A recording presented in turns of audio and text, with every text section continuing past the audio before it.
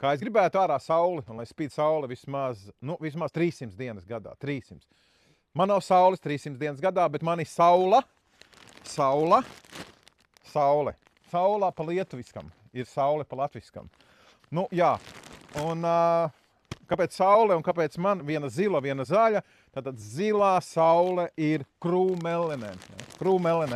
Zilā saule ir krūmelinēm, tā ir skāba kūdra un ļoti labi aug krūmelenes. Tad šāds te 70 litrīgs maiss, tad uz viens maiss viens kārtīgs stāds. Ja mazāks tāds, tad pusmaiss, bet ja tāds kārtīgs 3-gadnieks, tad vajag kārtīgu vienu maisu uz vienu stādu.